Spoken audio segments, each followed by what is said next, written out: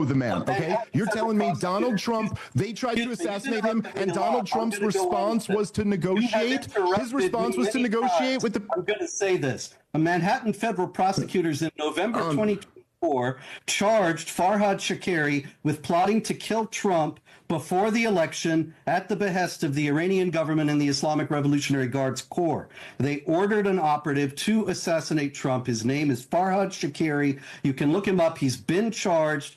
I don't think Manhattan federal Robert, absolutely no proof. Did we The man, okay? You're telling... I don't understand why they continue to platform these people time and time again when they clearly don't know what it is they're talking about. Good morning, ladies and gentlemen. Welcome back to another episode of the Speak the Truth podcast. A major strike just hit Haifa. We're going to be going over that this morning. We're also going to be going over one that ended up hitting Sheva. Ends up looking like the Iranians might actually be going after legitimate military targets this time. What's going to be the impact? What site did they hit? What's it look like on the ground? We're going to go over that. We're also going to be comparing some of the strikes over the last 24 hours in between Israel and Iran, talking specifically about the ballistic missile attacks inside of Israel and the different strikes that have taken place inside of Iran. To give you guys a quick update while we're waiting on everybody to pour in here this morning, yesterday I ended up reporting that there was an alleged, and again, I use unconfirmed and alleged assassination attempt on Khamenei. That still remains unconfirmed at this moment. No idea who the target of that attack was outside of Tehran when Israel ended up slamming it. This little bunker complex where it's rumored that either Khamenei or his family was hiding down inside of a bunker. We just simply don't have that information yet, but it will come in throughout the day. Now, I've got a feeling that... I don't know. I got a feeling that it didn't happen, that we didn't get him. I've been wrong before, but I don't think that's actually what ended up taking place. Just a little bit of B-roll stuff for you guys as people continue to roll in. I want you to take a look at the UK and what people ended up doing. They ended up going out on a Royal Air Force airfield and ended up spray painting the crap out of some refueling tankers. Why did they end up doing it? Well, the, what do I want to say? What was their name again? I forget these idiots, man. It's a pro-Palestinian group. I forget the name of them. Anyways, they rode out there on e-bikes. It just started, it wasn't even spray paint. These guys legitimately had like, I don't know, just watch and you tell me if you don't think that this is going to completely, totally ruin these aircraft.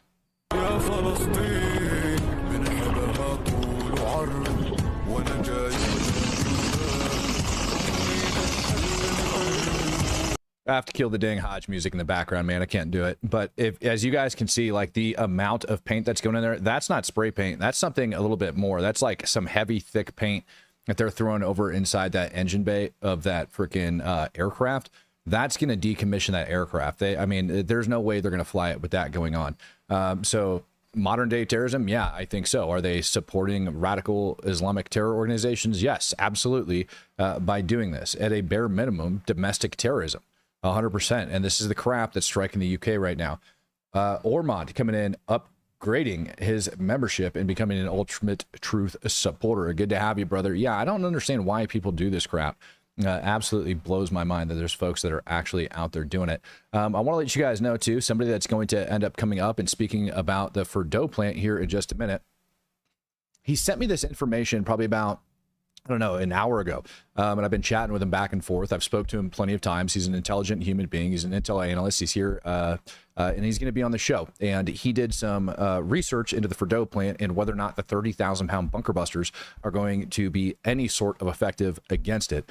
And he brings up some very interesting facts, and I want you guys to be able to listen to him. So I'm going to end up giving him a buzz here in just a little bit and bringing him up. First, I want you guys to listen to what Iran's got to say about negotiations between the United States. And again, using the term negotiation is a complete and total mischaracterization of what's going on. Trump gave them options, and Trump told them, you're either going to basically surrender, which means we're going to dismantle all of your nuclear facilities, or you might get attacked, right? This is Iran's response. چیزی رو دنبال میکنن. فکر میکنم به این شکل شاید خاصه قلبی خودشون رو به اصطلاح میخوان بیان بکنن و در حقیقت شاید به زبان بی زبانی میخوان بگن که بهتر مذاکره بکنیم. من تکلیف رو بگذارید روشن بکنم. ما در شرایط حاضر و در شرایطی که تهاجمات رژیم صهیونیستی ادامه داره خواهان مذاکره با هیچ کسی نیستیم. و آمریکا یعنی در خصوص این موضوع با هیچ کسی ما خواهان مذاکره نیستیم. آمریکایی‌ها خواهان مذاکره هستند، چند بار هم پیام دادن، پیام‌های خیلی جدی هم دادند، ولی ما صراحتاً به اونها گفتیم که تا وقتی که این تهاجم و تجاوز متوقف نشه، اصولاً حرف از گفتگو زدن، حرف از دیپلماسی زدن جایی نداره. ما در حال دفاع مشروع هستیم از خودمون و دفاع به هیچ وجه متوقف نمیتونه بشه و با آمریکا به عنوان I don't know if you guys remember me playing the clip last night that came out from the spokesperson over at the White House saying that within 2 weeks, and I do recognize that Trump uses 2 weeks pretty much every single timeline he ends up giving. 2 weeks. But I actually think that's for a reason, just to keep people guessing. Incog Faraday coming in, gifting out 5 Speak the Truth memberships. Appreciate you, brother. But the statements from the White House yesterday were completely and totally different than what we heard out of Iran. The statements from the White House said that, you know, and not just the White House. I mean, she said she was quoting Trump, where they felt that there was a real possibility of negotiations actually coming back to the table or more talks. Then we get this information out of Iran, where very clearly they have, like, they're not willing to negotiate. And this goes back to the same thing that I've been saying about this. Like, you have to look at both sides of the equation. If Trump is saying, or if the White House is saying that they are close to negotiations, but then you go and you listen to Iran and they're saying, absolutely not. We are not going to negotiate with this under duress, under the threat of attack, under all of these things. And both sides still stick to their main beliefs, which on the American side, it's Iran can't be enriching uranium. On the Iranian side, it's we get to enrich uranium and you can't tell us not to. And so they're going back and forth in the same thing. It's been the same crap for the last 60 days. So I doubt what was actually being said over at the White House yesterday is actually the truth. I'm just going to be honest with you. I really don't think that is the case. Now, I want to let you guys know before we even get into what's taking place over in Haifa and Beersheba. I've been speaking on this, which is the potential for a nuclear strike. So there's several different reasons I feel like Trump could be holding off on this strike over at the Fordo plant. One reason being that there is the possibility of nuclear weapons being used in order to make it happen. Now, we're not talking about Hiroshima and Nagasaki. We're talking about variable yield nuclear bunker busters that would likely be following right behind some of these 30,000-pound mops just to bury those suckers a little bit deeper. They don't weigh nearly as much, and they don't have nearly as much penetration. So they're going to need essentially a borehole to kind of get them down a little bit deeper into there. And that was reaffirmed yesterday by the White House. The Guardian reported Trump was getting cold feet, worried about the effectiveness of bunker busters and not willing to use tactical nukes. But the White House tells Fox that's not true. Everything's on the table, even tactical nukes. The big question is if the United States does target Iran, what happens next? The White House isn't considering boots on the ground. Iran's 3 times the size of Texas and surrounded by mountains. The Guardian. Well, there you go. Like, they are on the table, and we heard the statements directly yesterday as well. I just wanted you guys to hear it from somebody else at the same time. Free J coming in. He says, Shalom from Israel. We will free the Iranian people. Yes, I believe you will. I believe you will. And, you know, I've been presenting a narrative that the Iranians are by and large very upset with the regime. I'm going to present some other information to the contrary today, just in the interest of fair and balanced reporting. Chris, his wording is very important. He said within 2 weeks, not in 2 weeks. I agree with you on that. That is very, very important. And that's a hell of a point, Chris. One means in 2 weeks. The other means anytime between now and 2 weeks. That's accurate. And I tried to point that out last night, but people's heads just can't seem to wrap around the English language concept. I know it's a hard language to learn, ladies and gentlemen, but it is an important language to learn. Let's go over, check out the skies of Israel real quick, and see what's been raining in.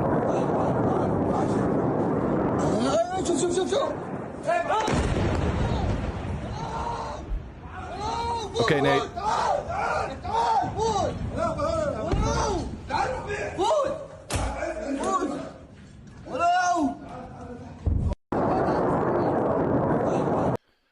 Hey, Nate, see that message, saw those reportings yesterday, and I'll tell you what, man, we'll bring you up immediately following the discussion about Fordo to go over that as well, because I'm kind of curious what your take is on that. So if you can and you don't mind, stick around and we'll make sure that we make that happen. And we'll be doing all that through the Discord as well, where we're going to end up bringing up Nate. So yeah, let's go over and check out this strike. This is going to be over inside of Haifa.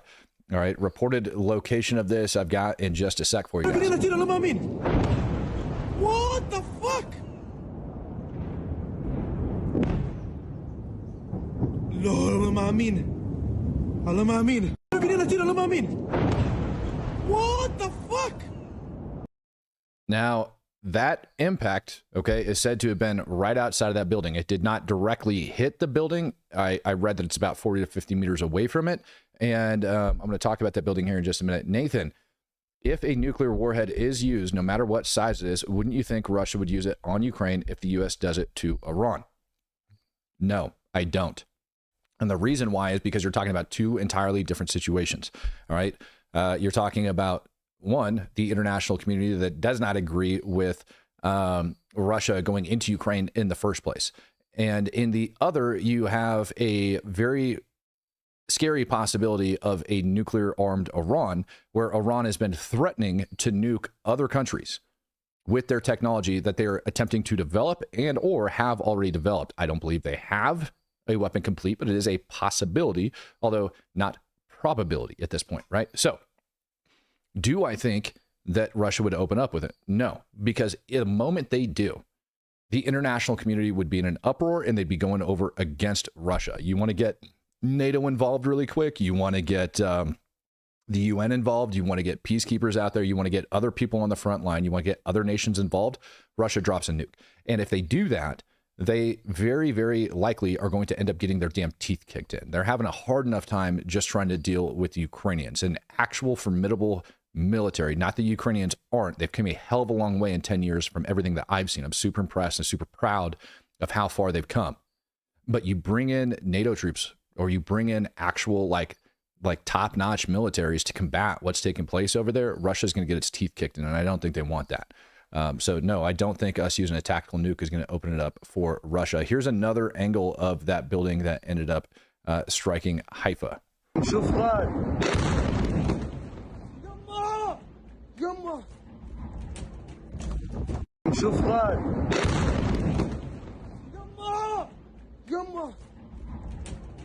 That, ladies and gentlemen, is a big freaking blast. Now, again, the ballistic missiles that Iran's been firing are said to have right around a 700-kilogram warhead. It definitely looked like it was somewhere in that, I don't know, general poundage, if you will, to me. Let me get this going here.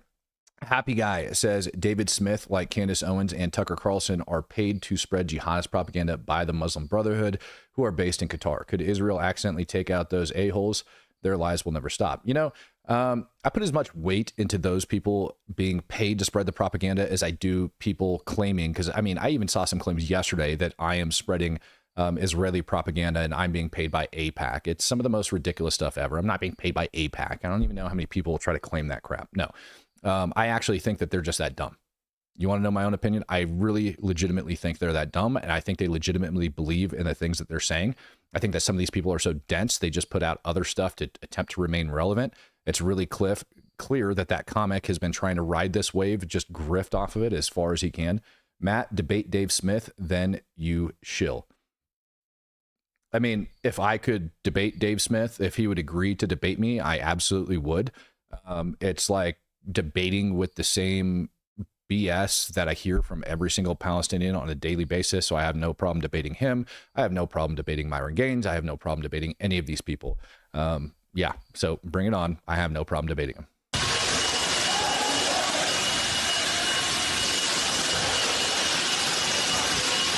شباب ايه ايش فيه وين الشباب Hell yeah, Steve. كله طحن هون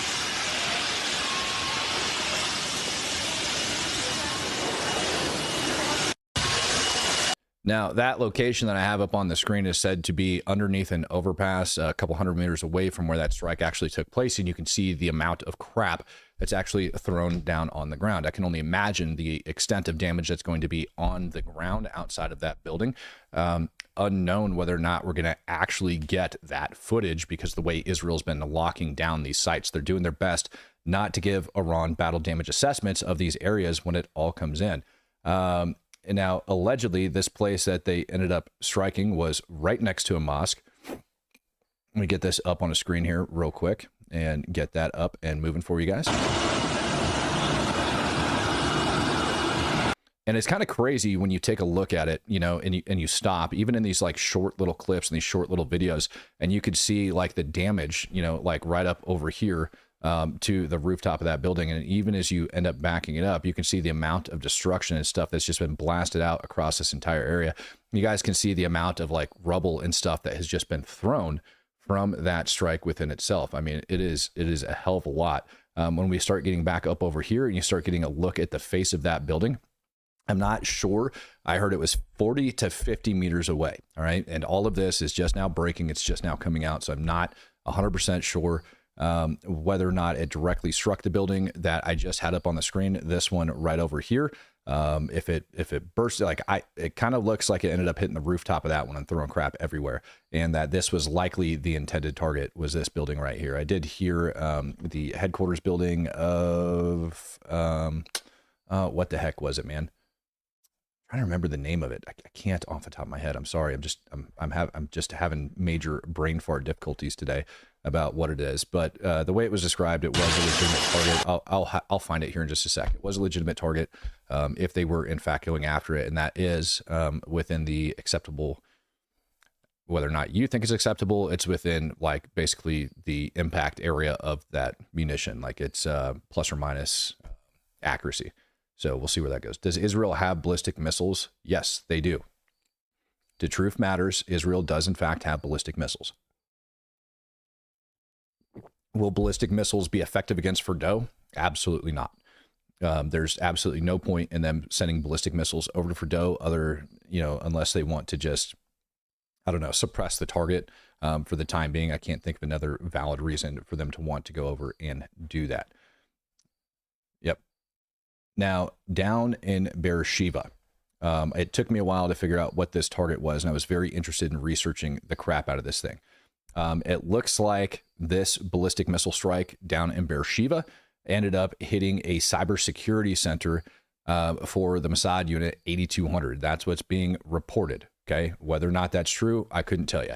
What I will tell you is that I did go over to Google Maps and I attempted to zoom in on the area of where this location is and tried to like actually geolocate this building, and the entire thing is blacked out. Even when you go into Street View, there's certain areas around this structure, okay, that have blurred out signs, blurred out this, blurred out that. So they have specifically gone over even Google Maps, all right, Google Street View to an attempt to hide the location. Adam coming in with 5. He says, you should interview Yaron Brook. He's an objectivist, intellectual, and former Israeli army officer. You know, I am more than okay to get any of these people up for interviews if they want to come out. If you guys know them, go ahead, alert them. I'll bring them on the channel. I don't care who they are. There is debating people, and then there is just laying out undeniable facts, right? And most of the time, what I end up finding when I take these people and I debate them is that they don't have the undeniable facts. All they have is their own personal feelings and beliefs about things when they end up throwing it out there, or mis and or disinformation that they have already bought into. This is the location down in Beersheba. Now, Beersheba is completely and totally different than the port of Haifa, right? Or Haifa. Haifa is up in like the northwestern portion of the country. This is down in kind of like southeastern portion of the country, if you will, to give you an idea of direction.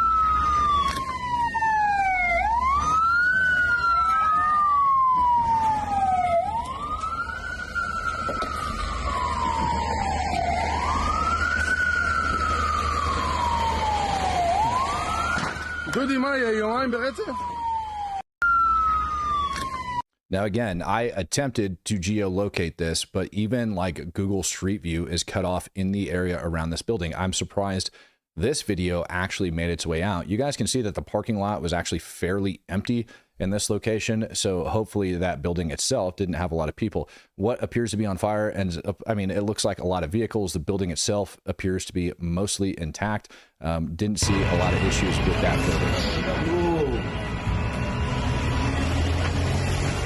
Why don't you put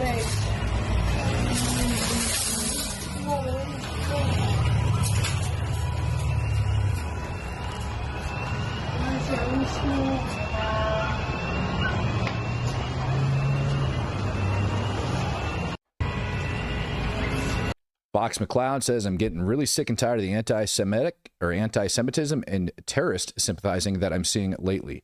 I'm Catholic and I stand with Israel. Go get them. Goldstein here, 10. You know, Fox, I'm going to be honest with you. I put out an entire thread yesterday and it's starting to catch a hell of a lot of movement. I'm actually going to go over it here in just a sec. It's all of the laws that are currently being enforced over inside of Iran. I don't think a lot of these people on the left who are advocating for Iran know exactly what actually takes place inside the country. And I don't think that they've actually ever done the research to look into it and why the people hate them so bad. And when we go over that here in a minute, it's going to be really obvious why they freaking hate their government. Manuel Scott, Matt, do you think Iran could smuggle nuclear material out to their T cells to make dirty bombs to use against us and our allied countries? No. So I had the pleasure of reading over Sarah Adams' report for the so-called like invisible bomb or invisible suicide vest that Al-Qaeda and several other people are looking at, you know, bringing into the country. And without disclosing too much information that goes in there, because I still want to respect the validity of her report, which in my opinion is stupid. I want you to think about something. All right. The main smuggling route for these vests to be coming in, she alleges, is going to be through Mexico. And we know that the cartel ends up controlling the border down in Mexico. Ipso facto, right now, the United States government has decided it's going to declare war on the cartels. And we've named a bunch of cartel organizations as foreign terror organizations. Now, if those cartels end up getting caught working with Al-Qaeda, working with ISIS, working with any of these other like actual terror organizations that are out there, it is going to look really bad on them. And if an attack takes place in the United States, and we have intel that says the cartel ended up supporting that operation in order to make it happen. As a matter of fact, it would be horrible for them to be able to do it that way. And here's why. Because if the cartel was involved in that, yeah, the United States government is coming after the cartel 10 times harder. You will see bombs dropped the very next day on the cartel if it's found that they were supporting terrorist operations here in the United States of America from FTOs such as Al-Qaeda and ISIS. Even more so, with the declaration of the cartels being FTOs, you got to understand that they're also a little bit political within themselves. So if the terrorists are approaching, any of these cartels and saying, listen, we've got a lot of money, we want to pay you to smuggle this crap into the United States of America, the cartels are going to end up saying, well, we don't need any more money. We make plenty off of our drugs and everything else, right? They don't need it. But also with them designated as an FTO, that is a huge gap in security for the terrorists to try to smuggle these suckers across the border and into the United States of America. I'm not even going to talk about the actual legitimacy of the reporting that she ended up putting in there. But if they tried to do that, the cartel would actually stand a hell of a lot more to gain by going to the United States government and saying, listen, we've got these dirtbags. We're willing to work with you. We just like drugs. We don't like dealing with FTOs. We don't want them in our theory either. How about we like catch these suckers? And what ends up happening, because I've actually seen stuff like this take place, is they end up sparking a deal with the United States government or with the military or with some intelligence service, right? In order to allow them to continue doing other nefarious activities for the benefit of the people of the United States of America, right? Like we won't target for them for a certain period of time, or they're free to conduct operations within a certain area and we'll stay the hell out of it. Things like that, all right, actually come out during some of these negotiations and talks when stuff like that goes down. The cartel stands a lot more to gain by rolling over on the terrorists than they would by supporting them and allowing these different things to happen.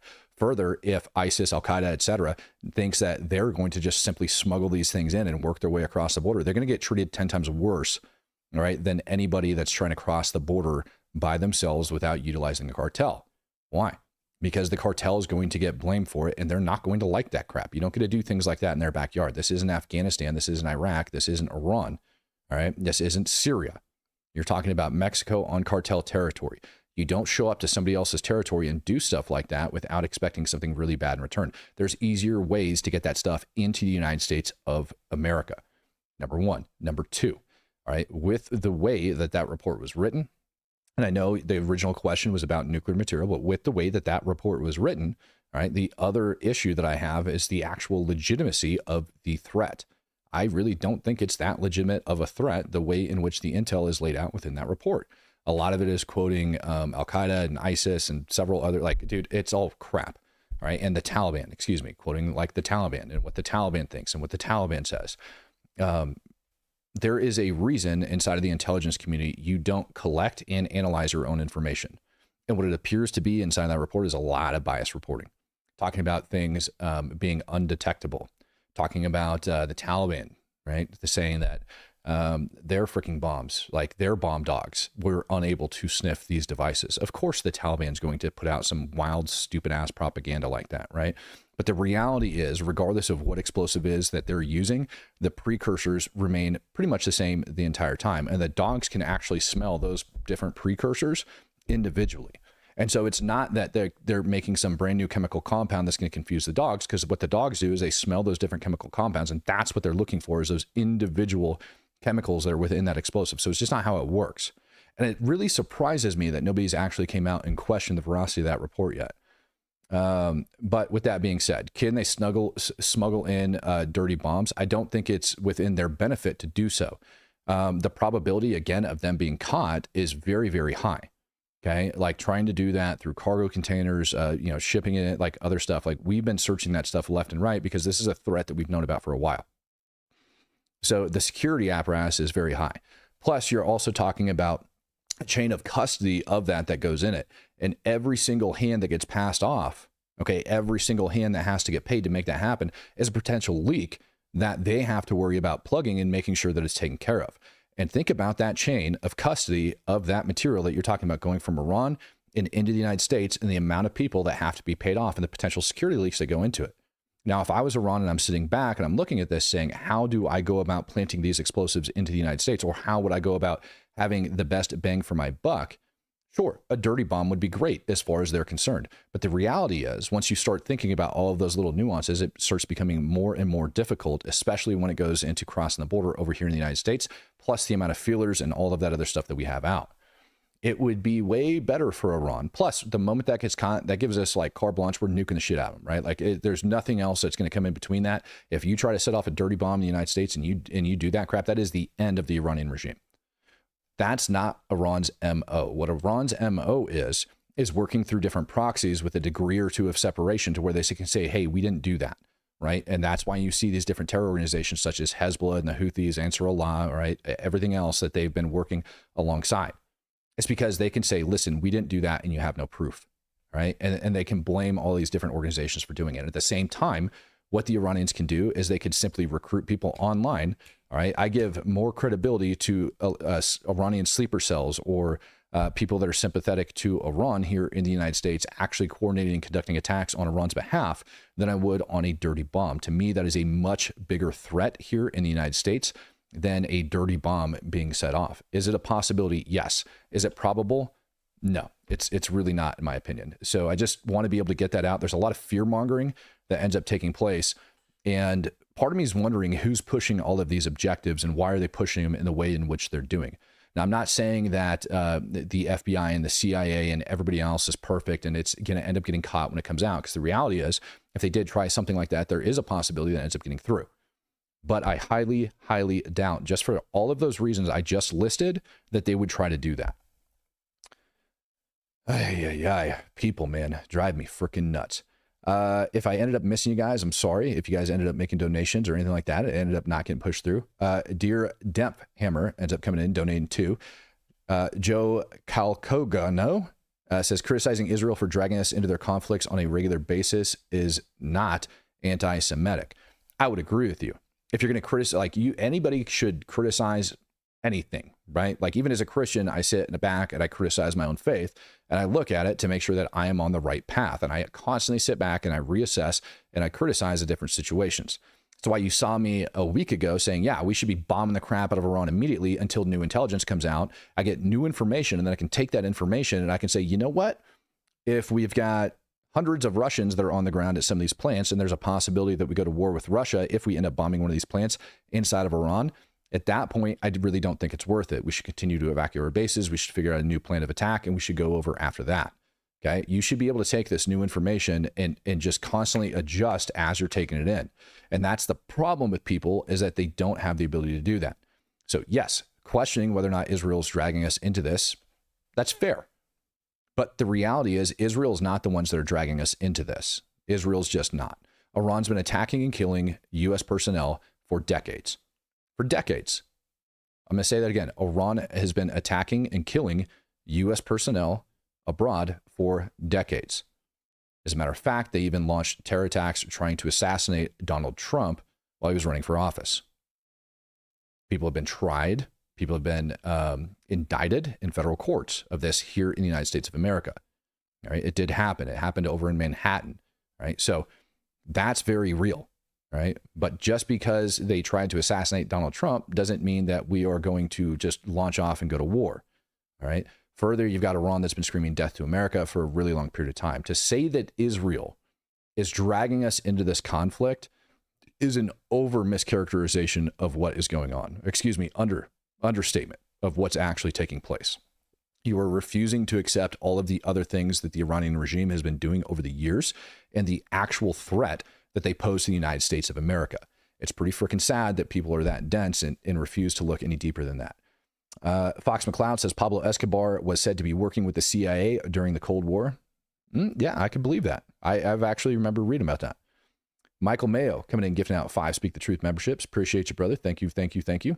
You guys. All right, let's go ahead and get back in to some of these strikes that ended up taking place, like I said, down in Beersheba.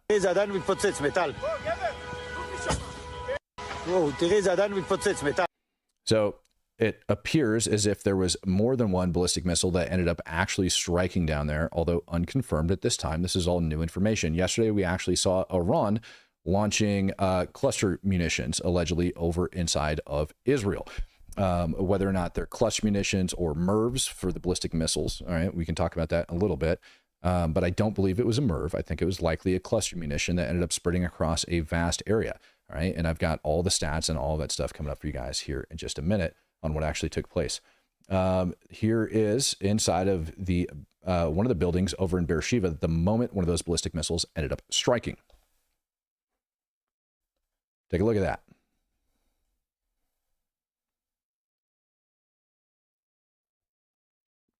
That's one hell of a freaking blast, ladies and gentlemen. Yeah, and people that bring up the USS Liberty don't want to bring up the USS Cole, don't want to talk about things. People refuse to understand that collateral damage sometimes just happens in warfare, or that blue on blue or blue on green incidents, i.e. fratricide, ends up taking place sometimes.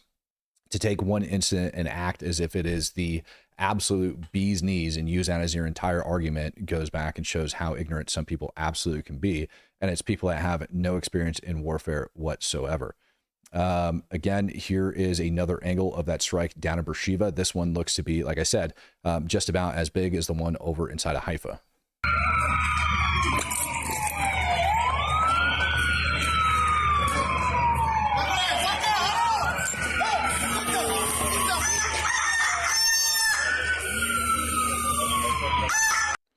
That's a good comment from Gen X Josh. He says, I was at the Nevatim Air Base for a while. Beersheba is the town that supports it. You're right.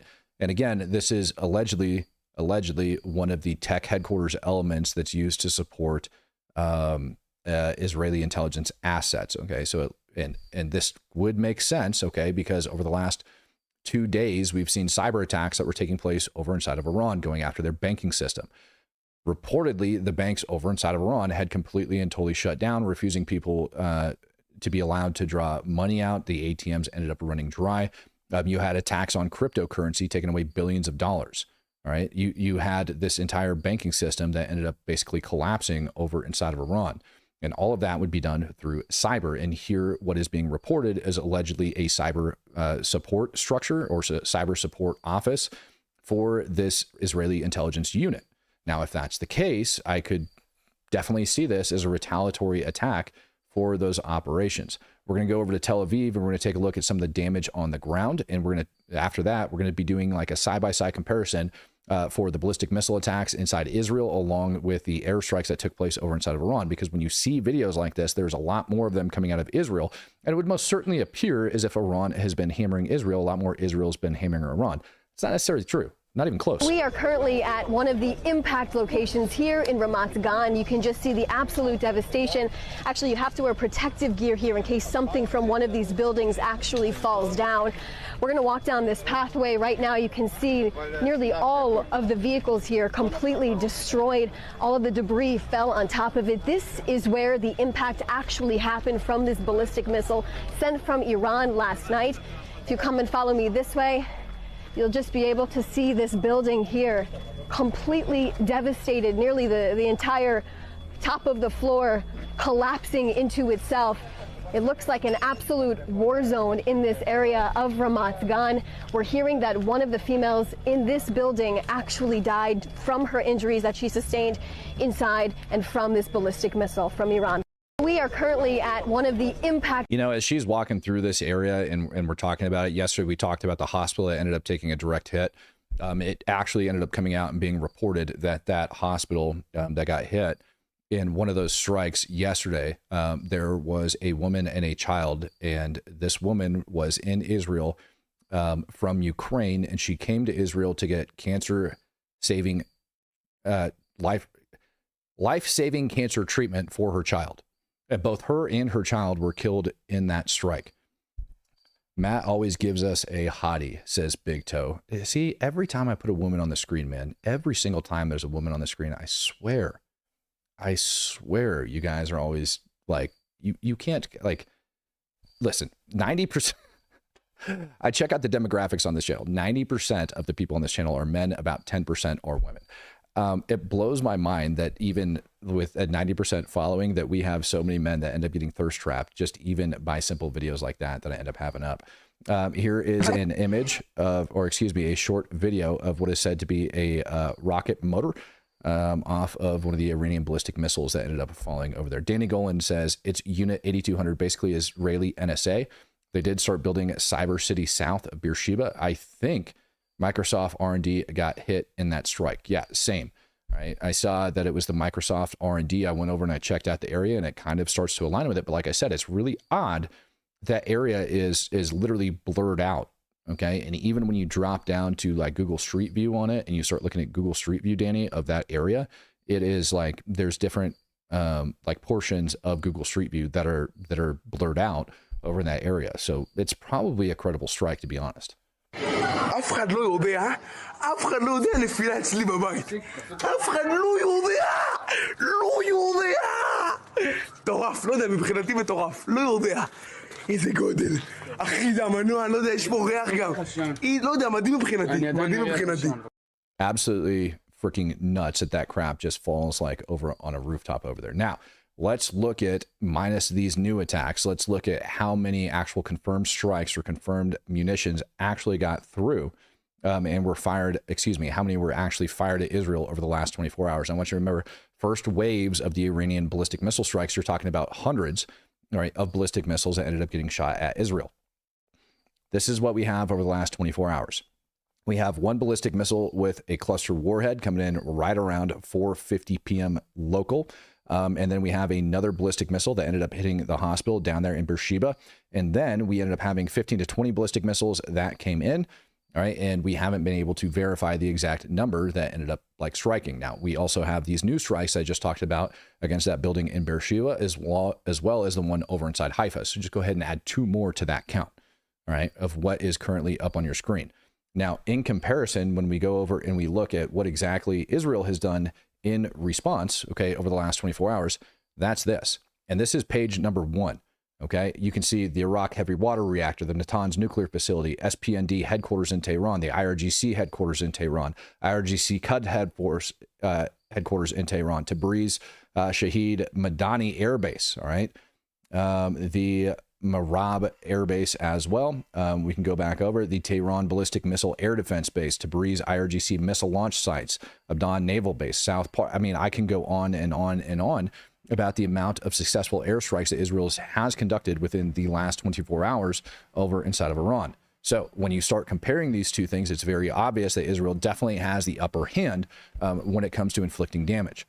Michael Anderson, how long do you think it will take until they finally say go on taking out the Ayatollah? I don't think this is going to last very much longer, to be honest with you. These major strikes over inside of the cities, over in Israel, it's a good question, are causing a lot of damage. Israel isn't leveled. Tel Aviv's not leveled. You have a lot of construction. And I read off a message yesterday that showed you the sentiment of a lot of the Israeli people, which is, we'll rebuild. We'll figure it out. We will rebuild, right? Not that big of a deal. We're here for the greater cause. We know that Iran is a serious threat to Israel. We know their proxy forces are a serious threat to Israel. And absolutely, at the end of the day, Iran cannot have a nuclear weapon. That's their stance. Imagine any of these strikes, even with the 90% of the Iranian ballistic missiles being intercepted. That's the problem with nukes, is all it takes is one to get through. And that's what I've been saying for a very long time. All it takes is one. And that's an issue. That is a problem that needs to be solved. Iran has proven their ability to get these ballistic missiles through the aerial defense systems over inside of Israel. And if you have even one that does not get intercepted, that has a nuclear warhead, we have an issue on our hands. And that is the reason why Israelis are going to do this. But at the same time, there's also rumors that the Ayatollah did bless off putting together a nuclear weapon. I saw that yesterday. It's completely and totally unconfirmed. But I want you to picture for a second that that intel is actually accurate, that the Ayatollah did approve for them to start assembling a nuclear weapon to fit to a ballistic missile to shoot over into Israel. Remember when I told you, okay, if the Ayatollah feels like he is going to lose power, that all bets are off. He can do whatever the hell he wants. All right. Adam coming in with 2. He says, thanks, Matt. I just sent a message to your own. Okay, beautiful, man. Yeah, beautiful. Yeah, I think that, I appreciate you doing that, by the way. I think that Iran very possibly could be working towards building, et cetera, et cetera, et cetera. The problem is a lot of the centrifuges where they're going to be doing this crap have all been decommissioned and knocked out, right? And so the question is whether or not they've already done all of the legwork and have it stored in a different facility for them to be able to do that. Number 587 on his account. People hit the like button. Paul Copa here. Hell yeah, Paul. Greatly appreciate you, buddy.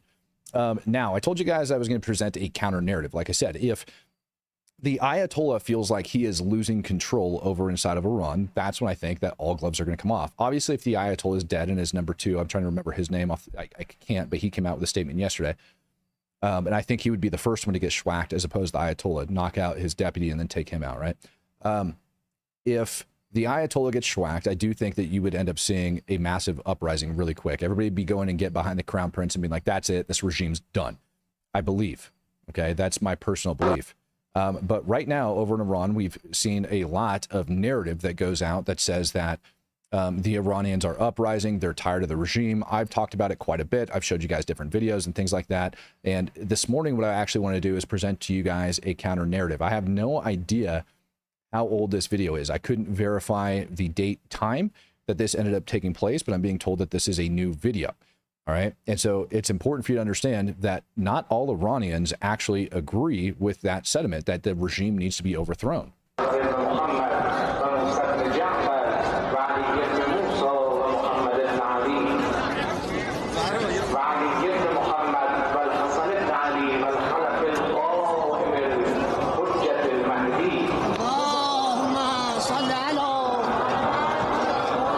So obviously what you're seeing in this image is a bunch of Iranians just marching over top of the U.S. and Israeli flags. They're just literally walking in a big freaking line going down over it.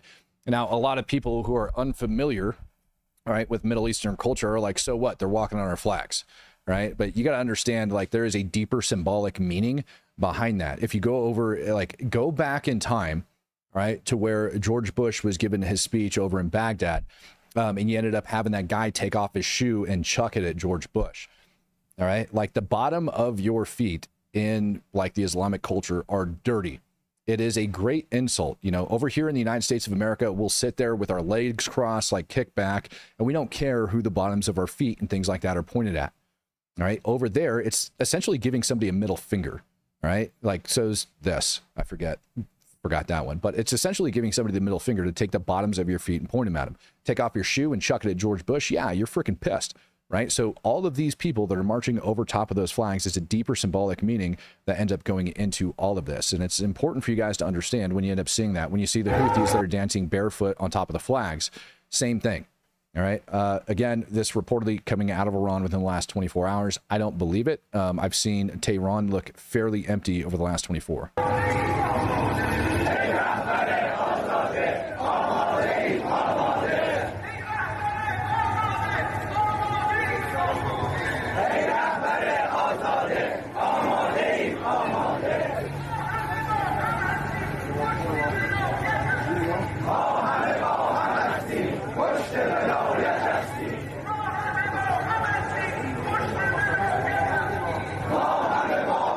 Okay, so it's enough that you guys know that there's potentially that there is still a lot of support over inside of Iran for this to take place.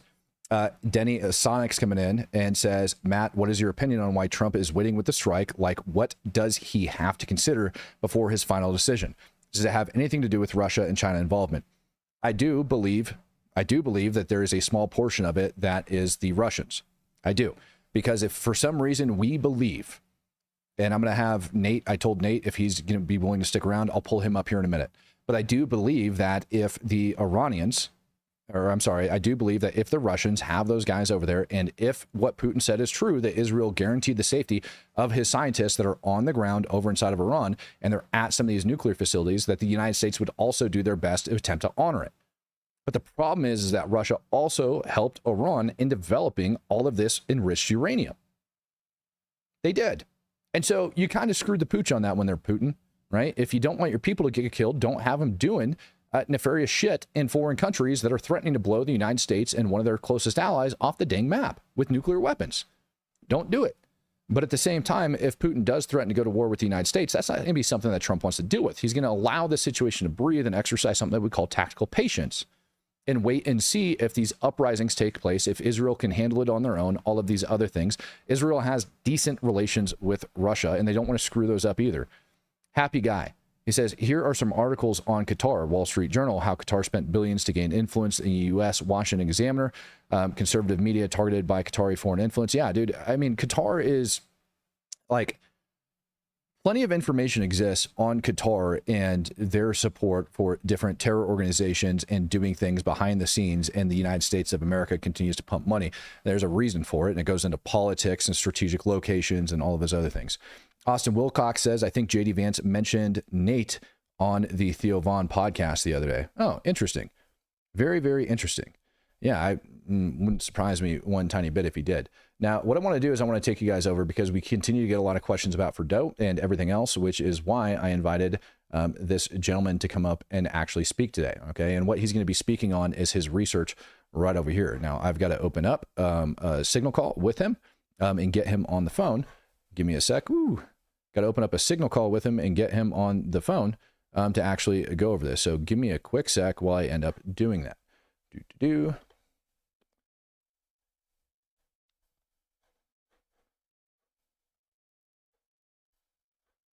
All right, brother, I'm giving you a buzz right now. Pick up, pick up, pick up, pick up. Work, work, work, work, work. All right, can you hear me?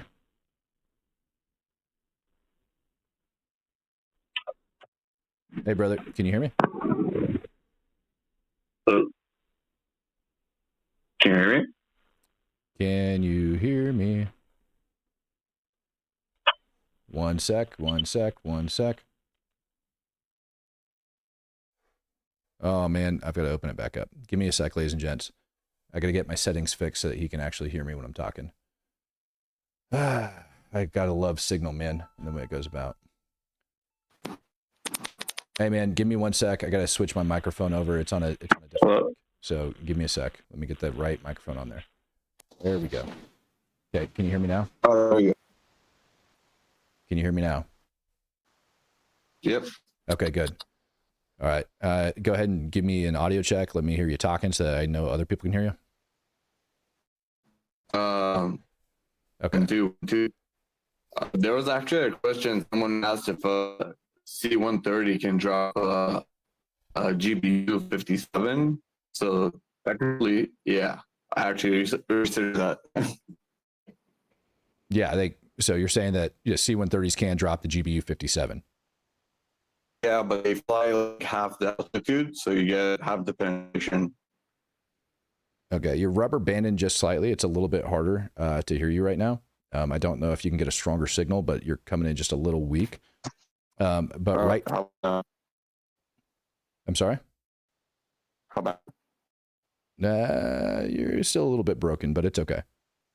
So right up here on the screen, I have your report that you ended up doing on Fordo. Would you mind talking about this? Yeah. So yeah, basically I went to Google Earth. I wanted to see the terrain, and basically those the GPU 57 were spot on gravity. So I need a lot, like ideally it needs to hit like target perpendicularly. Right? Brother, you are not coming in clear at all. You are so broken. I can't even make out what you're saying. I don't think the people at home can either. Let's go ahead and close this call out and try to set up another one. Let's see if that'll work, okay? See if we got a slight connection issue or if you need just a slightly stronger signal, because I do want people to be able to hear what you have to say, and I think it's important and it should be clear. I'm sorry? I can hear you perfectly. That's weird. Yeah, it's you on my end, though. You're coming in broken. Okay. Yeah, that's the only issue over there is you're coming in broken. So let's try this again.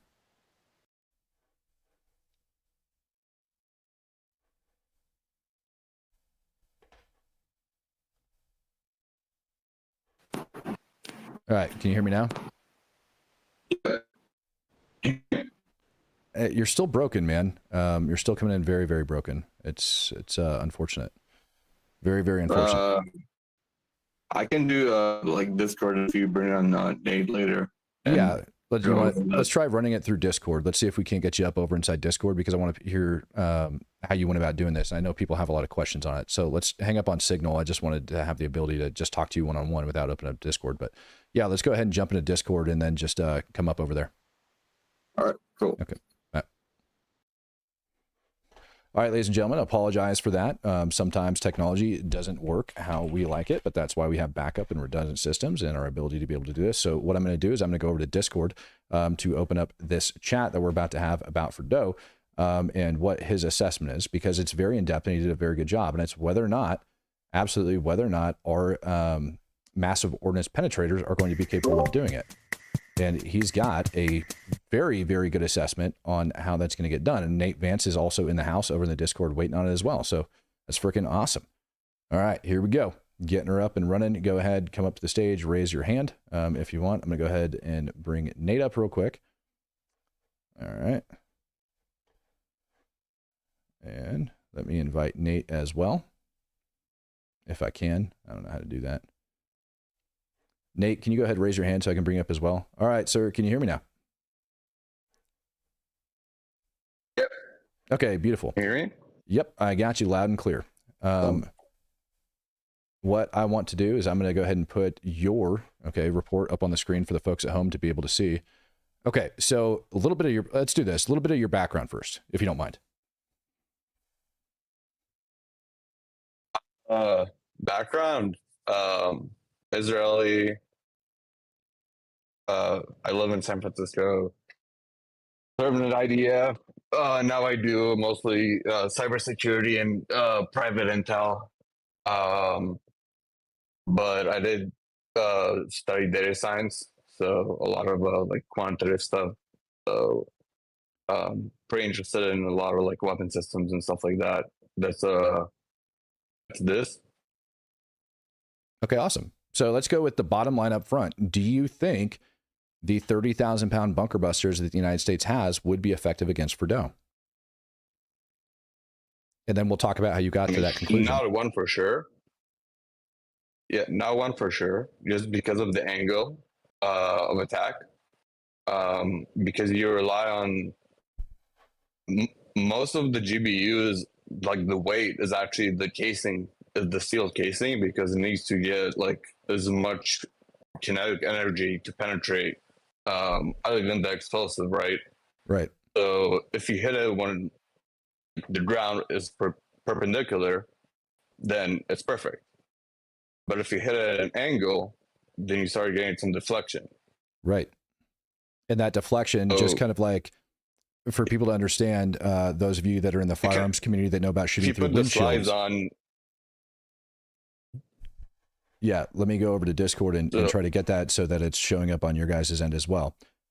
For those of you guys that might be a slight bit confused about what he's talking about, if you start thinking about shooting through a windshield, for example, okay, shooting through a windshield, for example, if that bullet ends up coming in contact with a windshield that is canted, it's going to cause that bullet to yaw because of the way that it ends up going, and it's going to throw it off course.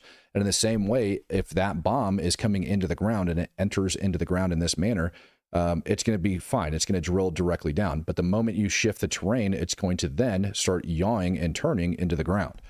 Is that an accurate assessment of what you're talking about? Yeah, and then you can see that on the I think the graph on the right, the impact angle, the one with the red line. Mm-hmm. So basically, based on the angle, you can see like how much the impact, how many meters of impact. So the top is 90, which is perpendicular. Okay. And then other than that, so they put deflecting systems. So it's basically, let's say you have concrete, mm-hmm. and then you can put a slab of concrete that's let's give it a 120-degree angle. That when it hits that also deflects it inside, right? So mm-hmm. that also weakens it by a lot. So that's something that's pretty common to do for bunkers. And then in general in Iran, they have very, very high quality concrete because they have a lot of earthquakes. Especially like in Qom, you see, like if you pull up a map of like seismic activity in Iran, it's like all over. Yep. In the US, you like, that's in California, they build it from like houses from wood. So it doesn't affect it that much. And as well as from concrete, so there's a risk. But in Iran, like their process of making that concrete is like very, very like tedious, and like the quality control is super, super critical. And mm-hmm. they reinforce it with sometimes like with different types of fibers. So yeah, basically you can see that bar chart, the little red one, that's their concrete. The yellow one is like, the orange one's like reinforced concrete, like steel reinforced, and then yeah. Okay.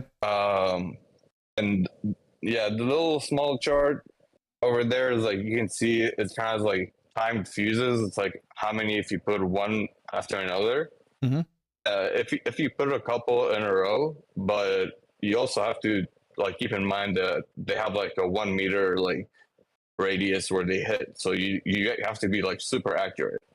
But what you were talking about, the low yield nuke, like yeah, the low yield nuke penetrator, that if you poke like a hole deep enough, I guess that could do the job. Right. And I think when we start talking about this, and we'll talk about how you came to your conclusion there, that it's going to take multiple and they're going to have to hit it exact. The other issue that ends up coming into place when you start stacking one on top of the other, when that blast goes off, goes directly back into what you're talking about, is the impact angle as it goes in. The B-52s that are going to be dropping these things are going to be cruising upwards of 40, 50,000 feet, right? And so that doesn't really give them the option to change the attack angle of that munition going in.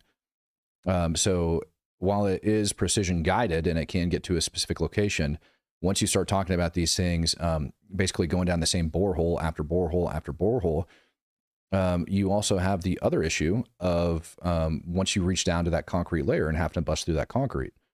What'd you assess the terrain to be that these are going to be going through initially, before we even get to the concrete? It's limestone. So limestone. And how is that going to fare against that 30,000 pound mob? So yeah, that's also one thing. So once you hit it once, if you don't hit it like straight away with another one, you basically you have a risk of everything that you like broke collapsing back inside, right? And then you have to go through that again, and because that is dispersed, that also has a like deflects it because it's not homogeneous anymore. Right. And so you're going to have deflection the moment the hole starts backfilling. So you're essentially chasing a one after the other going into the hole. Yeah. And now let's talk about when it gets down to the concrete layer. It's assessed to be what, 50 meters thick of concrete on the top is what the rumor is right now. Is that accurate to your knowledge? Is it? I thought it was about 8 or 10. Okay. So there we go. Like that. Okay. So 10 meters. How is this 30,000 pound sucker, and understanding that that concrete that's underground, obviously the earth and stuff like that's going to take a little bit of play into that, right? Yeah, so it's about like if it's that concrete, their special concrete that's about plus them having those slabs that deflected in that concrete, you're talking about 1 meter. 1 meter penetration once it hits that concrete. That specific concrete with deflectors, yeah. Holy freaking cow. Okay. So now it hits the concrete. What's the effectiveness of the explosives going off inside of it versus that concrete? Yeah, that I did not. Yeah, I did not get to that. But the explosiveness most of it is like the direct, like the kinetic energy, right, that you want to go through, because the explosive is gonna like push it aside mostly. Yeah. Now, the odd thing about like how explosives work, for those of you guys that don't know this, is they're going to take one that goes outwards equally, all right, 360 degrees in all directions. That energy gets dissipated equally from the point of detonation, right, as it starts going out. And so once it's inside that little hole or inside that tunnel, it starts bouncing back and forth. And what ends up happening is these waves start bouncing back and forth and clapping into each other. And that creates this shearing effect, all right, that ends up going down in there, which makes it a little bit more effective. So you constantly have, all right, these propagation waves from that detonation that are just going back and forth and creating this back and forth effect. But at the same time, all right, it's also in a hole, and it's going to travel right there, that path of least resistance going up. And so as that's going up and out, all right, that's why you see that huge smoke cloud and all that crap that ends up being shot out of these holes as that's going out. So the question is it going to have a large enough shearing effect as it's bouncing forth off these walls to knock out those layers of concrete? And that's a question I just don't know, because I'm not. Yeah. I haven't been there, but yeah, and I don't think you can have you can make it like a shape charge. No, I don't think there's a way, because like you said, it's gas, and like it's gonna go up like path of lasers. That would probably be the world's largest shape charge, and at some point when you start building it, to that extent, you have to start going wider and wider and wider in order to make it happen. You know what I mean? And so there is a mathematical formula that could come out and pull off the size of that munition and like the diameter and tell you how much explosives it would be in order to make it happen, to turn that into a shape charge. But it's just, it seems highly improbable, right? Yeah, but if you keep in mind that most of the like the GBU-57, like the weight is actually the casing, correct? Not the explosive. Yeah. And the same thing's true for any bunker buster, right? I brought this up before. Like a 2,000 pound bunker buster has less than 500 pound equivalent TNT. Actually, I think it's less than 450 TNT equivalent inside of it. So yeah, because once you're inside, it's like yeah, right. And the whole goal is just to get it down and in. It's just to penetrate. Okay, so here's the issue that I end up having with this when we start looking and assessing. We start going over what is the actual like effectiveness of these bombs going to be. Number one, talking with Nate yesterday, going over that. Yeah, 20. The United States has approximately 20 of these things.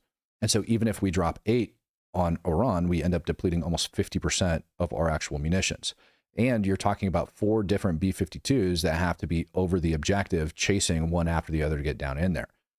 I don't know how probable that is to be able to get each one of those going into that hole. Do you remember the accuracy of these? by chance?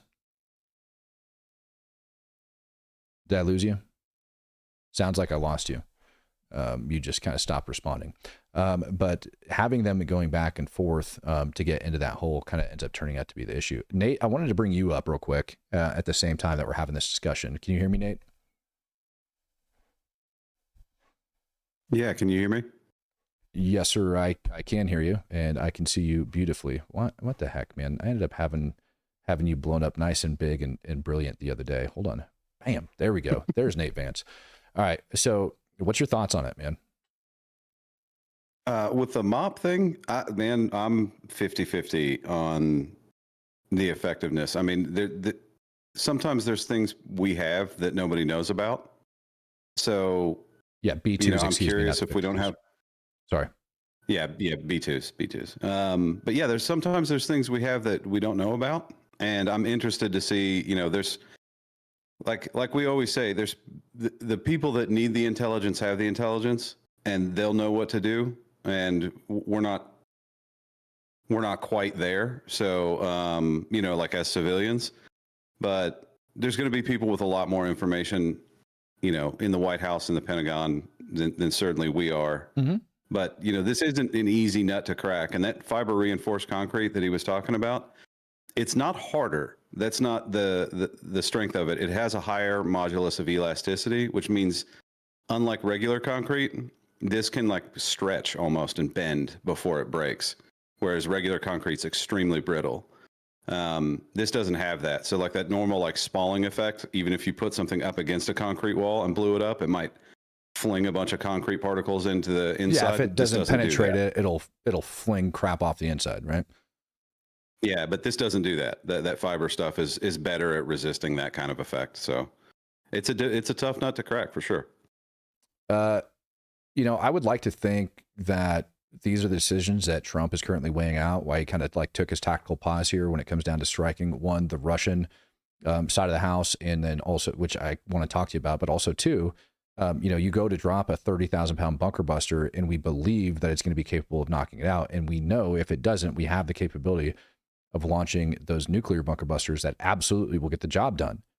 The question ends up being when that happens, or excuse me, if that happens, that I've seen a lot of people ask me is, if we end up using one of those, do you think that Russia has the balls to open up with nukes inside of Ukraine? I agree with what you said earlier. Pretty much, 100%. I think that the one thing Russia doesn't want, which was their whole premise to begin with, or, even though it's kind of bullshit, but one of their premises is they didn't want NATO on their border, right? And they are afraid of NATO, right? If the collective NATO got involved with fighting Russia, they know they'll lose. That's why they focus so much on asymmetry, right? So I think that they at all costs have to keep NATO out of this conflict, kinetically. Mm-hmm. And if nukes start flying around, NATO is going to be like, all right, that's a little too close for comfort. We're getting involved. And so for that reason, I just don't think they're willing to take that risk. What do you think about using conventional munitions on this, like the 30,000-pound mop? But let's say we knock out 100 Russian scientists that were there. What do you think Putin's response would be to that? I don't think that's that big of a concern, especially since, Putin has killed, quite a few, over 100 journalists in Ukraine. Mm-hmm. And, it's a war zone. Collateral damage is collateral damage, right? If you didn't want them to get hurt, you should have got them out. Okay, so how do we balance that with the, there is a difference. How do I say this? There is a difference between throwing meat waves of young guys that have nothing to offer to society versus taking out nuclear scientists. It's a big difference. And it's not like there's millions of these people running around Russia. There's very few of them that are capable of doing this. So when you take those guys out, that's a blow to Russia. It is a big blow to Russia. And I think, if I were in the Oval Office, my message to Putin would be like, you better get him the fuck out of there, because I'm going to start dropping stuff on him. You know what I mean? And honestly, in the thing that's weird to me is we were now publicly admitting that we were hoping Russia would be a mediator for the Iranian nuclear thing. And they kept kicking the can down the road. And what's interesting is not only were they not willing to be mediators, and they were kind of playing the White House on that, they were actively assisting the Iranians in developing their nuclear program. And if Iran is an enemy of the United States and Russia's helping them develop that nuclear program that makes them an enemy of the United States, then Russia is an enemy of the United States. Thank you. That's a problem, right? That's a problem. It's the same reason Putin treats us as if we're his enemy, because of the amount of crap that we've been supplying to Ukraine. Same thing with Europe and everybody else. So the same rules should be applied here when it comes down to this. But Putin's actual reaction, like, I personally don't think he's got the bandwidth to actually deal with this. And I think it is possible that this 2-week time frame, which Trump always throws out, is either the ability for Putin to get his people the hell out of there if we're going to end up striking it, which I don't even sure the Iranian regime would allow that at this point, or B, it is to literally sit back, assess, and pray on this and determine whether or not the right decision is to, go nuclear. Yeah, I mean, look, there's several things that go on. I do wish Trump would come up with a different timeline than the 2-week thing, just because it gives people the opportunity to kind of tease him. And I think it's unwarranted in this case. Like when I first saw like some hesitation to actually strike, my initial thoughts were focusing on the immediate region, right? The Middle East. We do have a lot of assets and things over there. There's a lot of shoring up of defensive things. If we attack Iran, there is an almost inevitable intermediate range ballistic missile response that's going to come. Our people are going to be in the crosshairs of that. And it's prudent to protect those people. But, CBS the other day, this is what I sent you the message of this morning. CBS is reporting that the FBI is also expanding investigations into the IRGC operating within the United States. Correct. And that's not something that can be glossed over. I mean, the president's number one priority is protecting the American people, right?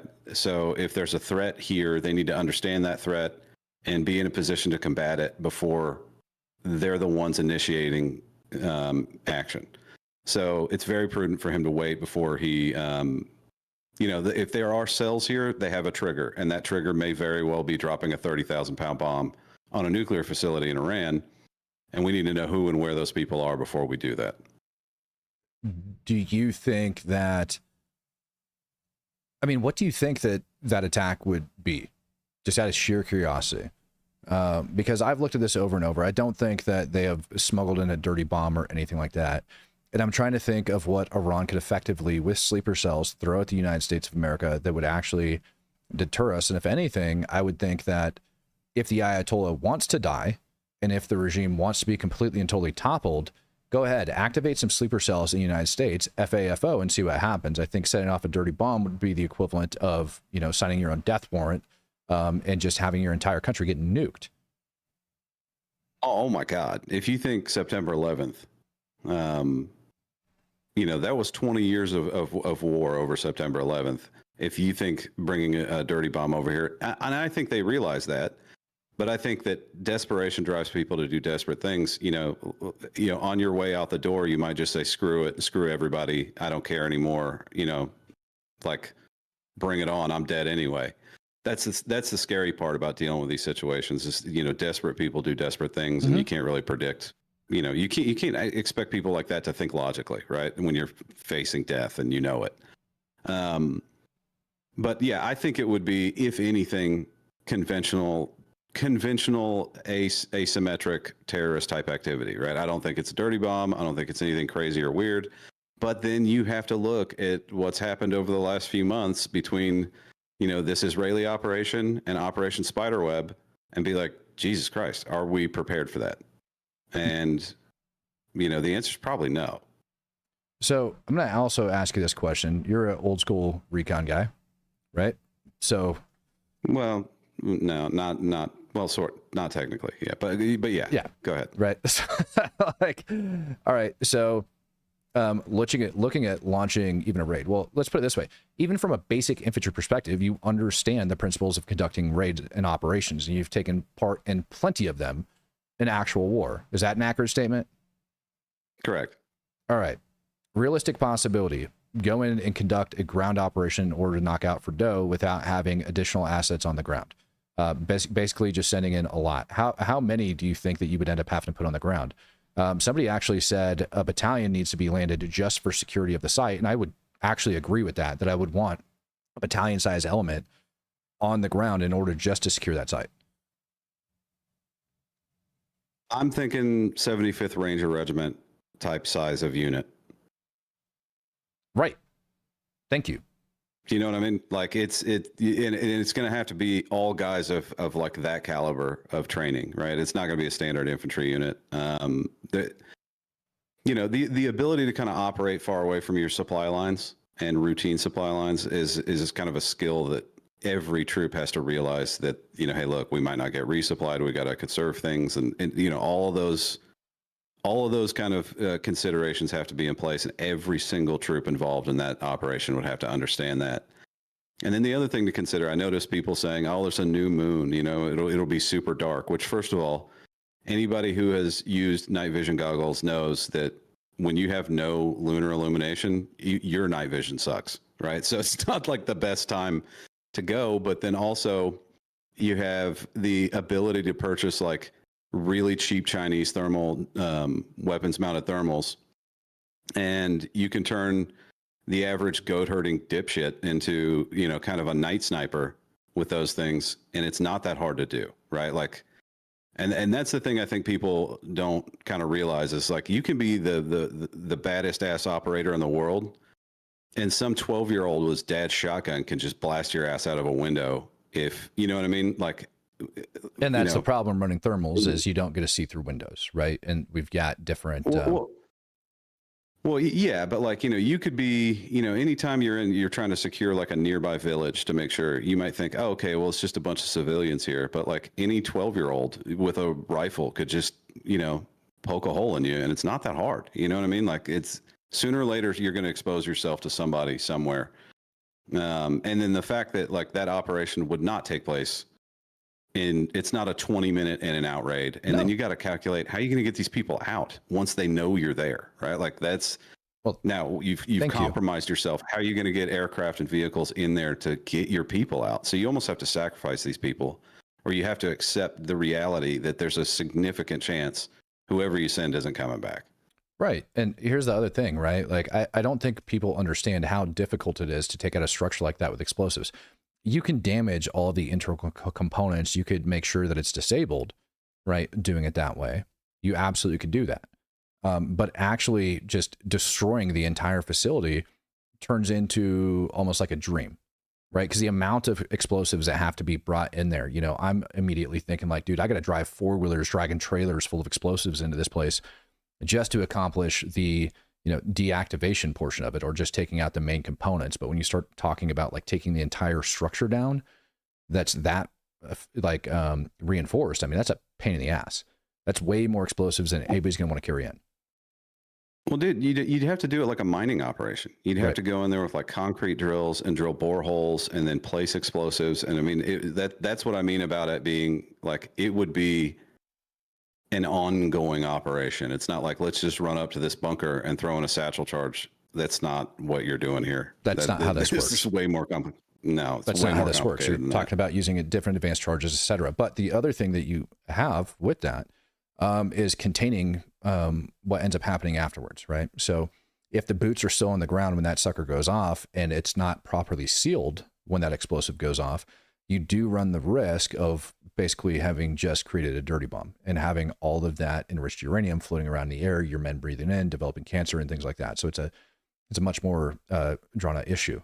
And the other thing is you hit on it, the timeline that it would take to put actually boots on the ground. And the reason I'm talking through this so in depth is understanding why we would go about launching this operation a different way, why those 30,000-pound bombs and potentially a tactical nuke would end up being a much more viable option. Because the longer you're on the ground, the more reinforcements are going to come. And go ahead. Even aircraft, right, have to refit bombs.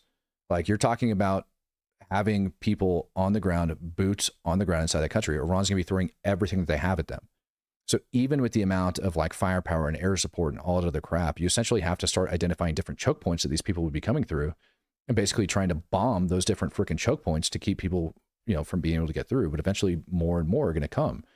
And the more time that ends up passing is just the more people that are going to end up showing up to try to kill or capture you. And Iran would throw everything, including the kitchen sink, at that site at that point. Yeah, I mean, go ahead. Yeah, so that's how I view it, man.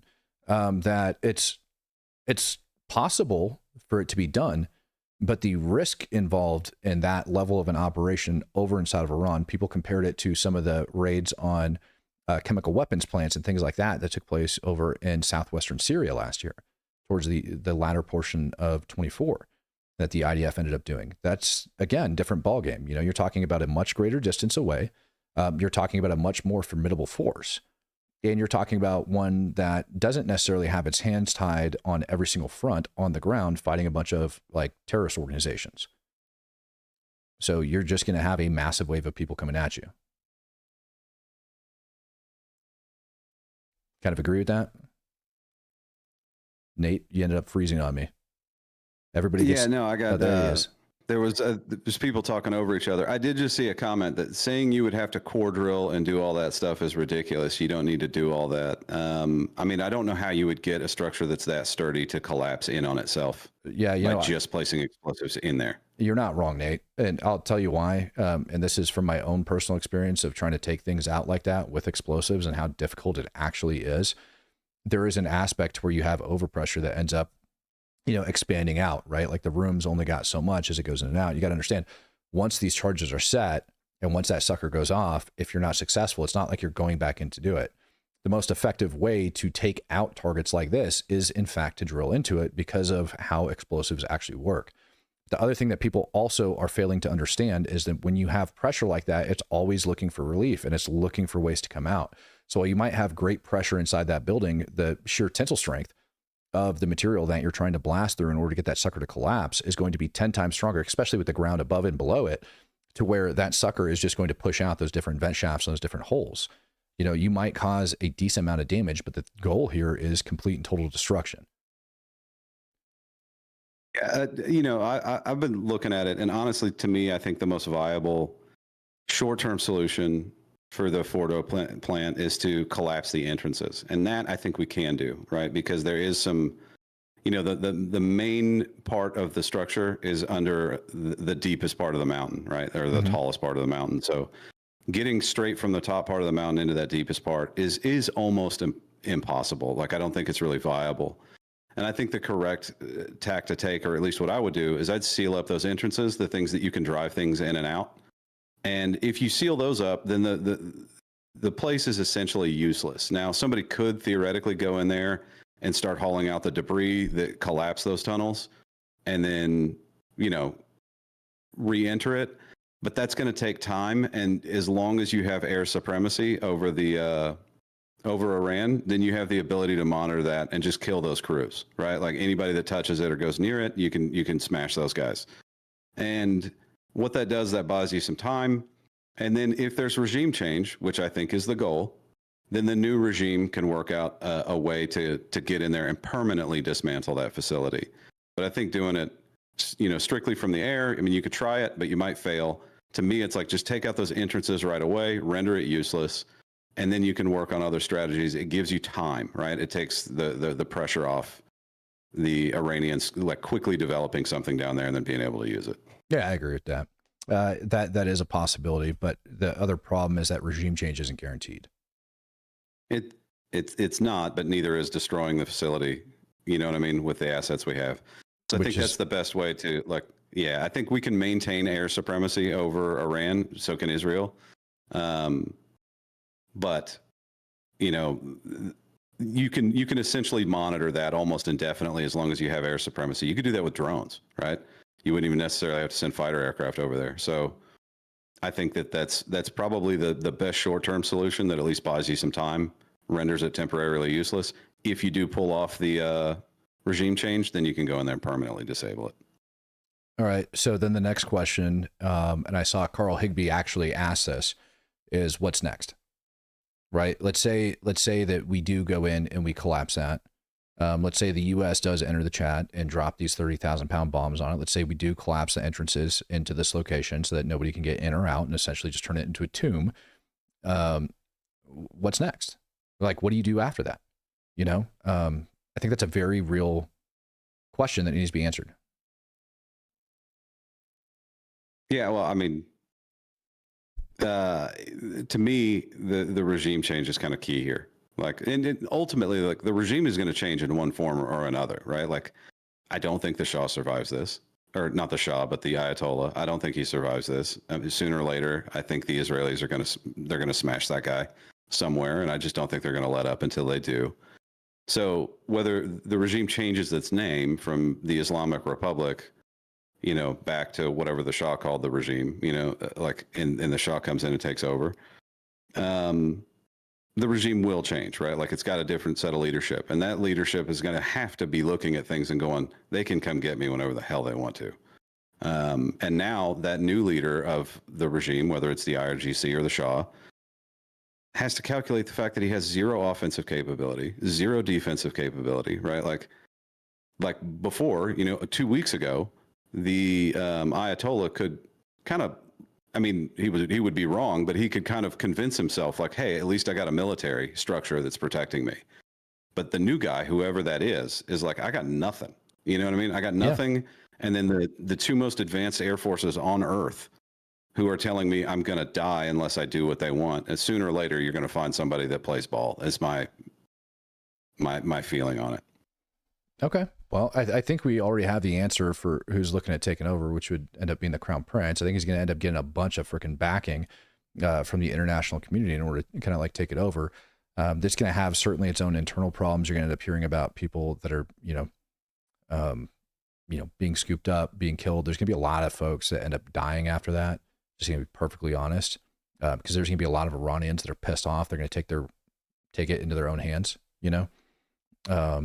and it'd be really interesting to see like some of the trials and things like that. They're going to come out afterwards, almost equivalent to that of like what ended up happening to the Nazis after like World War II, like your Nuremberg trials and all that. But it would be interesting to see all of the dirty, dirty things that have actually been happening in Iran. I think that would be a huge lesson for the West, particularly the people right now that are advocating for Iran.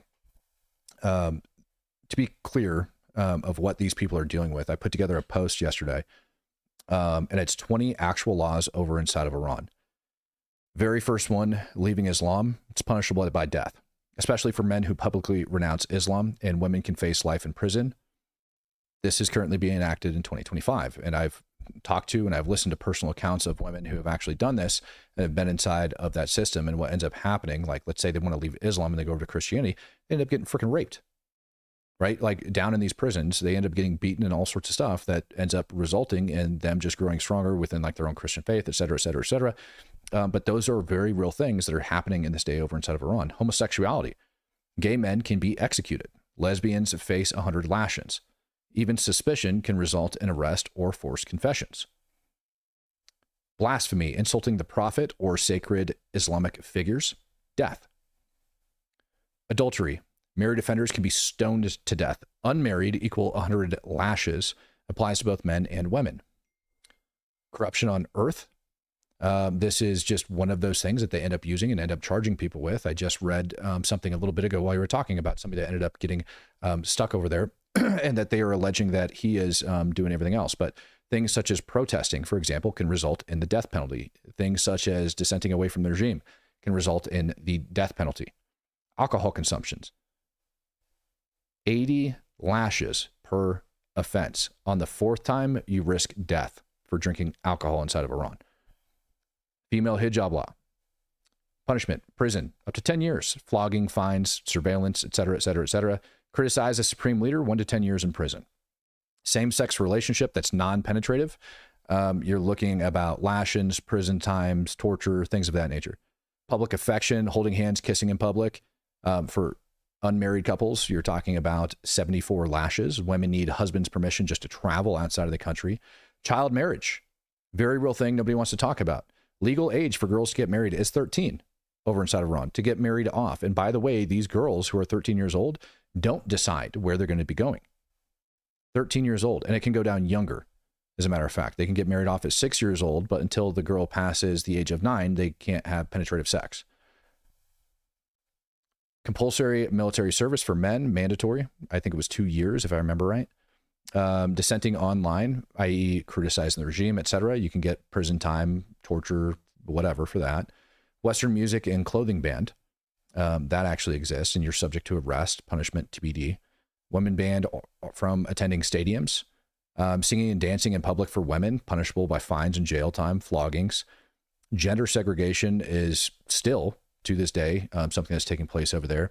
And you're banned from owning dogs and walking dogs in public, for crying out loud. If there's like one thing, right, to say, I really don't like these people, on top of like child sex and everything else, yeah, you're just not allowed to own dogs and walk them around in public. How about that?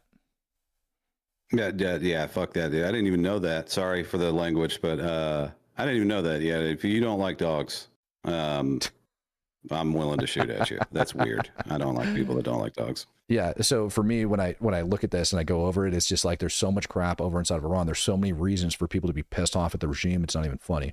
And so I think when you start talking about having laws like that over inside of Iran, and you start bringing up actual regime change and what's going to happen following it, think of all of those people that I just listed that are adversely affected by those laws, who are likely going to end up taking matters into their own hands, and think of all of the stories of those people that have been punished coming out of it. Patrick Loudon says, what's the difference between Russian threats on the U.S. between the Iran conflict and supplying Ukraine? You want to take that, or you want me to? You go ahead. Okay, so Russia threats against the U.S. between the Iran conflict supplying Ukraine. Got it.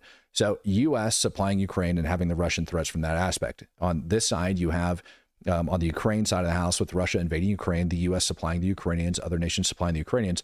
You have two different sovereign nations, one which invaded the other, one which would be Russia, said numerous times, actually signed in frickin' ink, that they would be respecting the sovereignty of Ukrainian borders, and they illegally invaded another country.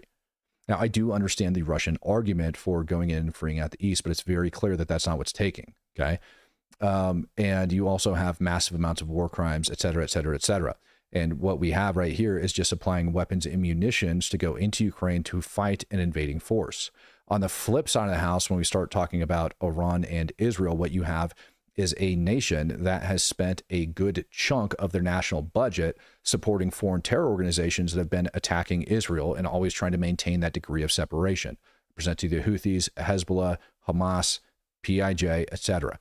Right? Over that are just attacking Israel. Additionally, you have this country, Iran, which is almost on a weekly basis screaming death to America, threatening to uproot Israel, threatening to uproot the United States from the Middle East, threatening to wipe us all off the face of the map, and a country who has very likely, okay, the trial is not complete yet, but sent over people to assassinate the president of the United States of America. Those are two vastly different threats that we're talking about. And so Russia, in my opinion, has a different outlook on this, and so will the international community, particularly when it comes down to Iran developing nuclear weapons after having all of those words. If Putin was talking about using his nukes to completely and totally wipe Ukraine off of the map and was developing and taking active steps towards after doing all of this stuff, we'd likely be in the same position. They haven't done that to my knowledge. Nate? I mean, they've developed nukes, obviously, right? But yeah, threatening to wipe Ukraine off the map with nukes like on a weekly basis? No, yeah, they do it via Medvedev, right? Who's just a drunk kind of moron. He's not in any position of authority to be able to do those, but I think they have those guys in kind of political proxies speak just to scare the West. But I think we have a pretty good handle on what they would actually do and what would actually be, a nuclear red line for the Russians. And we're not approaching that. I certainly don't think that if the Ukrainians can sneak into Russia and fly drones and take out like a significant portion of the Russian strategic bomber fleet, and that's not a nuclear red line, I don't think us bombing Iran would be for them either, right? They're not going to commit suicide for Iran. It's just not going to happen. I agree. Ryan Lykin says Whoopi Goldberg said the U.S. is just as bad as Iran. Yeah. Yeah, I heard about that. Haven't watched it yet. Whoopi's an idiot, and I've been saying that for years. She's just one of those Hollywood figures that says popular things without actually looking into anything whatsoever. Grizzly Burn, how worried should we be for sleeper terrorist cells at home on American soil in general, specifically if the U.S. gets involved, especially if a nuke is dropped? Solid question. Very solid question. Now, I'm going to raise you one, and I'm going to address it as well, which is going to be not just sleeper cells, but also false flag attacks that would make it appear as if Iran was activating sleeper cells and doing things in the United States of America when there might be another country behind it. Let's call it Russia, for example. All right, making it appear to be that way so that the U.S. gets involved deeper with Iran to avoid what's taking place over inside of Ukraine. I think that is a bigger probability in my mind than it is Iranian sleeper cells being activated. And the reason I think that is because if there was sleeper cells that get activated over here in the United States, especially if they end up using a dirty bomb, but if we do discover that that's happening, there's no doubt about it, we would end up going to war with Iran. And any chance of the Ayatollah surviving this, any chance of the current Iranian regime surviving would be completely and totally off the table. We would annihilate them.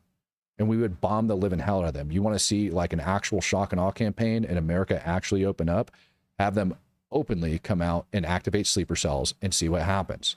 They would be crushed, absolutely crushed. So I don't think it's a very high possibility.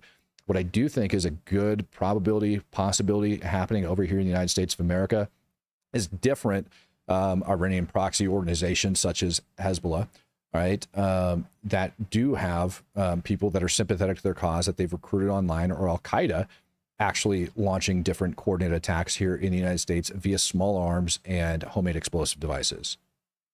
What are your thoughts, Nate? No, I think the same thing. If there was a sleeper cell here and they're going to do anything, they're going to do it with stuff that they can get their hands on here, which is kind of the silly part. You mentioned Sarah Adams, like, you know, invisible explosive vest earlier. And the whole point is like, why would you even bother trying to sneak that across the border? Because if you can just build it. You can just make it here. Yeah, you can just make it here, or you can go, you know, buy an AR-15 and do something if you want to. I mean, I hate to say that because I'm a pro-gun guy. But, you know, the reality is you can, if you're an evil person, you can do some damage with things that you can buy here. It's not that difficult. I could grab 5 guys and create more damage than an invisible explosive vest.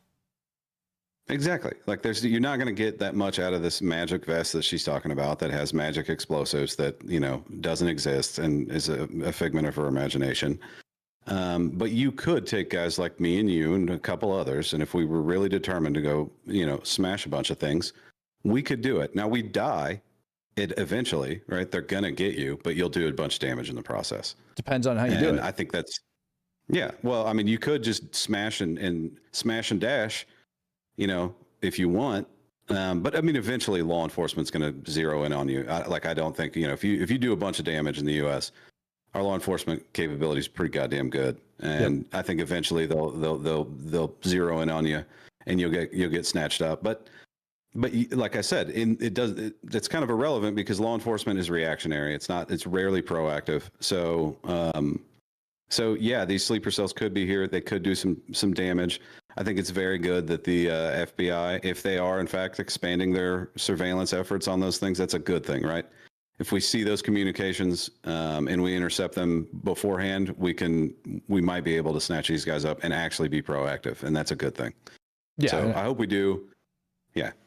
Well, I mean, the biggest issue is the nice thing about the way that modern day terrorism was working over here in the United States. And I don't know if you heard my speech about the cartels assisting with Al-Qaeda sneaking like explosive devices across the border and all of that. I know you and I have talked about it. Highly unlikely, because the cartel would end up getting their poo-poo pushed in like it's nobody's business, right? And I find it more probable that the cartel would roll over on Al-Qaeda, would roll over on the Taliban, would roll over on any terror organization, would roll over on the Iranians just to try to gain favor from the United States of America.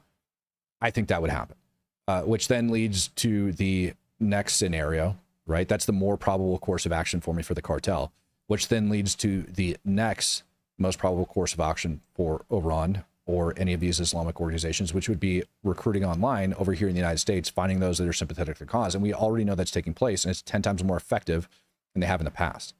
right? Like it's way better. This accelerated freaking radicalization that's taking place 10 times more effective. Yeah, it's much more risk-free, and it obfuscates who the actual source is, right? If you can radicalize an American, there's some plausible deniability in the sense of, well, who's responsible for this. You know, a lot of Americans will just say, well, it's just some crazy American that for whatever reason, you know, did X, Y, or Z. It's really hard to prove that radicalization publicly. Yeah, and I don't think anybody else is going to want to hear the other half of that either. You know, like they don't, like Americans' attention span is so freaking short. They just kind of look at what comes out immediately in an article and they take that as fact. And anything beyond that's going to be a conspiracy theory. Most people inside of the United States right now are sick and tired. Like we are just flooded with conspiracy theories on a daily basis, just disinformation, misinformation, all sorts of crap. I don't think Americans really have a freaking stomach for that type of stuff, which is why, truthfully, it would be a hell of a lot better for Iran to do something like that. Once you end up putting a signature of a dirty bomb, once you end up putting coordinated sleeper cell attack that can get pinned on Iran, all of a sudden you really risk losing your entire freaking livelihood. Like Iran would be destroyed. Yeah, and that's why I think they would go the, you know, try to radicalize an American route. I think that's the easier way for them to do it. Not just the internet. I think, you know, sometimes we look at people that are among the Iranian diaspora, and I'm not trying to, like, you know, create fear mongering here. But if I were the Iranians and I'm like, okay, well, how could I get somebody inside the United States? Well, you turn them into a political refugee, right? Somebody that, you know, escaped the regime and now hates it. And they publicly, they may come out anti-regime. And then you get them involved in universities and you go have them radicalize students, because young people, I hate to tell you, if you're 18 or 19 years old, you're fairly impressionable and easy to kind of convince to do things. You don't start getting to tell people to go screw themselves and they ask you to do weird shit until you hit your 30s. It's just a fact. I was very easy to convince when I was 18. So I think that's the route that they take. And then the actual Iranian people probably will not be doing the dirty deeds here, right? They'll be convincing Americans to do it, and then they'll let them do it for them. And that's Iran's MO, is keeping that degree of separation. So I think that falls right in line with exactly what they would be doing. Well, you got any closing thoughts on this, brother, before I end up shutting down? No, I just, you know, I hope our leaders are making the decisions they're making for the right reasons. And, you know, I hope this regime goes away. I think it's good for the planet. I think it's good for everybody, including the majority of the Iranian people. Yeah, I agree with you on that statement. Well, Nate, I want to thank you for your time this morning. Very, very much for coming in onto the program. It's always good to have you, man. All right, man. Take care. Yeah, you as well. I'll talk to you here in a bit. Okay. Bye. All right, ladies and gentlemen, I want to thank you for joining me for another episode of the Speak the Truth podcast. I'm going to be keeping a close watch on everything that's been going down overseas today. Probably going to release a video later on tonight for an update of what's taking place if there's something serious that ends up going down. Obviously, you know I'm going to end up going live. All right, in the meantime, ladies and gentlemen, peace, love, and God. Peace, love, happiness, and God bless. There we go. There's your